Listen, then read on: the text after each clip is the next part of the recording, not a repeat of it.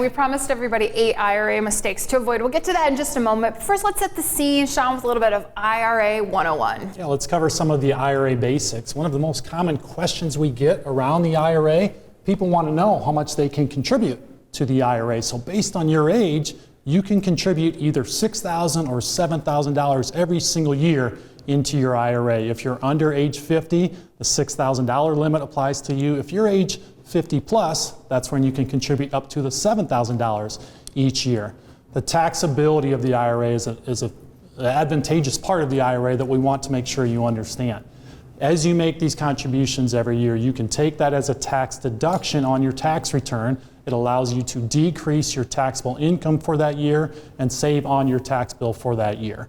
Since you take it as a tax deduction, those contributions are really looked at as pre-tax contributions, which allows them to grow tax deferred. You owe no taxes on that IRA as those investments grow year after year.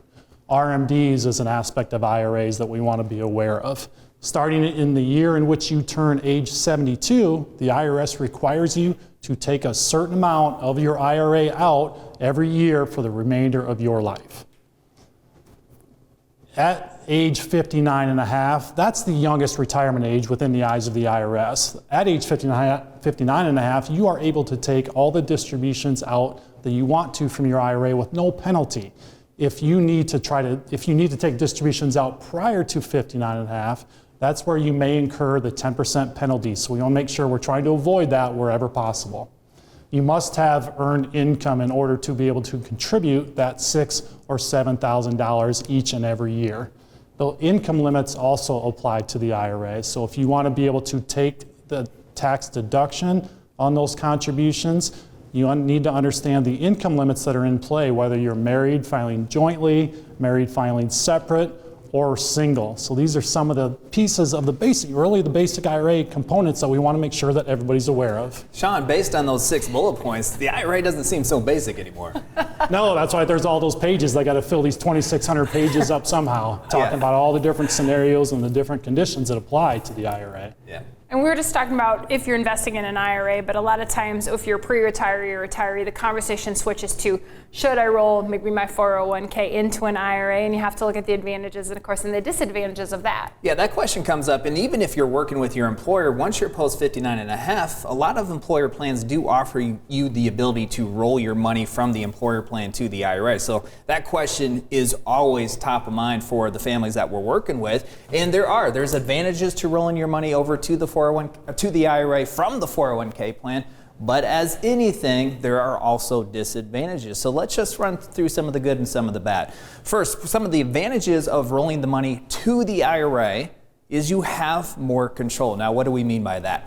When your money is underneath the 401k plan, the employer owns the plan. They control the plan. They can change the custodian anytime they want to. They limit the investment options to maybe 20, maybe 10, or there might be 50 different options. That is controlled by the employer. They can also change any of those options anytime they want to. So you do have less control.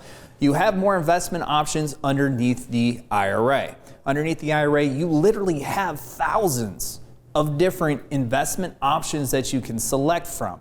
Now stay tuned because that's also going to be a disadvantage. I'll talk about that as well. But for many of you, more options is better. So more options for the IRA can be seen as an advantage. And then consolidation of accounts. When you approach retirement, many people are looking for simplicity. Many people are trying to be more simple with everything that you're trying to accomplish. One of the ways that you can do that with an IRA is you can consolidate the 4 or 5 different IRAs or 401k plans that you've accumulated over the years. One statement from one company is a little bit easier than maybe 4, 5, 6 different statements all coming in the mail at different times. Some of the disadvantages of rolling to an IRA, underneath the employer plan, many of you have a loan option, which means you can take a loan out. You can pay that loan back just from your paycheck automatically. It's very simple. From an IRA, there is not a loan option. Every 12 months, you can make a distribution, and as long as you put that distribution back into the IRA within 60 days, you're not taxed on it, but it's not considered a loan. Also, from a 401k plan, as long as you're still working with the employer and you do not own more than 5% of that company, then you do not have to take a required minimum distribution, even if you're 72 or older. So you could be 80 years old working for your employer and not have to take a required minimum distribution from that 401k plan.